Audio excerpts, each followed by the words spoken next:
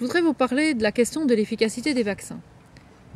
Il y a beaucoup de choses qui sont dites dans les médias, beaucoup de choses simplistes et tout à fait non scientifiques qui sont dites sur cette question qui est complexe et qui évidemment ne se résume pas à la seule présence d'anticorps. Les officiels vont vous dire que les vaccins vous font produire des anticorps et que ces anticorps vont vous protéger. Le problème, c'est qu'il y a dans la littérature énormément de cas de personnes qui ont fait la maladie malgré un taux élevé d'anticorps. Il y a des gens qui, bien qu'ils soient vaccinés, ne développent pas d'anticorps et se croient protégés à tort. Il faut savoir également que même dans les notices de plusieurs fabricants de vaccins, il est officiellement reconnu que la présence d'anticorps dans l'organisme n'est pas corrélée à un degré de protection réelle, efficace, dans la réalité, contre une maladie donnée.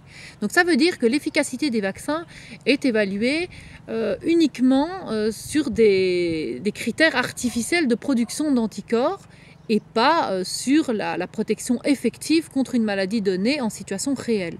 C'est extrêmement important de le savoir. Parallèlement à ça, ce que vous devez également savoir, c'est que l'efficacité d'une vaccination ne peut pas s'évaluer sans avoir une vision globale. Pourquoi ? Parce que la vaccination peut avoir des effets pervers sur un plan épidémiologique. C'est-à-dire que si vous vaccinez massivement, vous allez parfois pouvoir réduire la circulation d'un microbe, d'un virus, d'une bactérie. Le problème, c'est que vous pouvez également, en procédant de la sorte, en vaccinant massivement, déplacer l'âge de survenue de la maladie. Comment cela se fait ? Si vous prenez par exemple le cas de la rougeole, ce qu'on observe, c'est que avant les années 70, la rougeole survenait massivement dans la seconde enfance, donc chez les enfants de 6, 7, 8, 9, 10, 11, 12 ans, à un âge où la maladie était naturellement prévue comme étant davantage bénigne, avec un taux moins grand de complications. En vaccinant massivement, on a donné une immunité qui était beaucoup moins solide que l'immunité naturelle, qui elle est durable à vie. On a provoqué une immunité qui était éphémère et qui donc s'atténuait avec le temps. Donc les adolescents, les jeunes adultes n'étant plus protégés par une première dose de vaccin, ont commencé à développer la maladie plus tard. Les femmes en âge de procréer qui n'avaient pas eu la chance de faire la maladie naturelle leur donnant une protection à vie, mais qui avaient été vaccinées, n'avaient plus un taux d'anticorps suffisant pour protéger leurs nourrissons via l'allaitement, via le lait maternel. Et donc, ce qui s'est passé, c'est que vous aviez des nourrissons trop jeunes pour être vaccinés de toute façon, avant l'âge de 1 an, qui n'étaient pas protégés et qui étaient plus à risque de faire une rougeole avec des complications. Ça, ce sont des effets connus de la vaccination, dont on ne parle évidemment en général pas dans les articles grand public pour vous inciter à vous faire vacciner dans la précipitation. Alors vous avez d'autres effets, comme par exemple le fait que la nature a horreur du vide. C'est-à-dire que si vous vaccinez massivement, il va y avoir une réaction de la nature, et surtout dans les cas où vous avez des virus ou des bactéries dont il existe plusieurs variantes, plusieurs souches.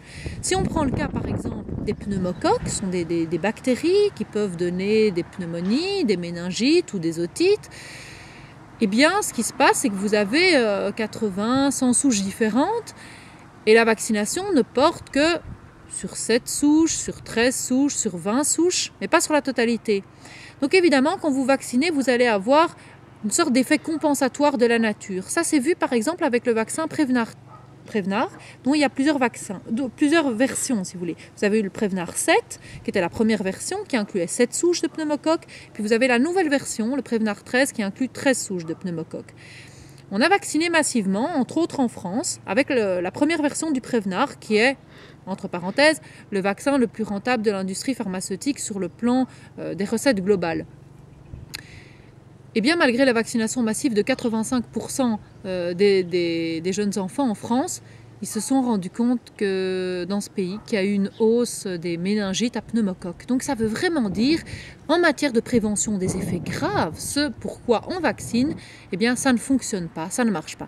Plutôt que de le reconnaître, eh bien non, on met sur le marché une nouvelle version qui ne fera que déplacer le problème finalement, mais tout en maintenant le profit des fabricants. Alors avec les vaccins HPV, qui n'incluent que respectivement 2 souches pour le Cervarix et 4 souches pour le Gardasil, vous allez avoir le même problème. Et déjà, certaines études ont montré qu'il y avait une hausse des souches non couvertes par le vaccin chez les jeunes filles vaccinées. Donc vous allez avoir un effet qui pourrait être tout à fait négatif à terme, avec une hausse des autres souches et donc à terme des infections et même des cancers du col. Alors, en matière de vaccination, il faut encore souligner deux autres points en ce qui concerne la question de l'efficacité. C'est qu'on vous dit toujours que la vaccination va protéger, préparer votre système immunitaire en le renforçant. Rien n'est plus faux. En réalité, la vaccination affaiblit, court-circuite le système immunitaire parce qu'elle n'opère pas comme opère un agent microbien normalement, c'est-à-dire en pénétrant par des voies prévues par la nature, c'est-à-dire la peau ou les muqueuses. Avec la vaccination, vous court-circuitez les mécanismes immunitaires et c'est pour ça d'ailleurs que l'immunité des vaccins n'est pas du tout aussi bonne qu'une immunité naturelle. C'est aussi pour ça qu'avec les vaccins, on n'a pas d'immunité muqueuse alors qu'avec une infection naturelle, on a ce qu'on appelle les IgA, c'est-à-dire des anticorps spécifiques aux muqueuses. La vaccination affaiblit le système immunitaire et favorise dans ses suites des infections diverses, variées, ce qu'on pourrait appeler des infections opportunistes. Ça a notamment été montré relativement récemment dans le cadre de la grippe H1N1, puisque sur plus de 12 millions de personnes au Canada, on a montré que les gens qui avaient reçu le vaccin H1N1 avaient 2 fois plus de risques que les autres de contracter une grippe saisonnière. Donc, la vaccination peut provoquer des infections parfois graves dans ses suites, comme des méningites, comme des pneumonies, etc. Ce n'est pas négligeable parce qu'on vaccine notamment des personnes parfois très faibles dans les homes, dans les hôpitaux, et donc ça peut réellement les aggraver, les faire péricliter. Voilà ce qu'on peut dire par rapport à la question de l'efficacité des vaccins. J'espère que vous y voyez un peu plus clair par rapport au discours simpliste des médias.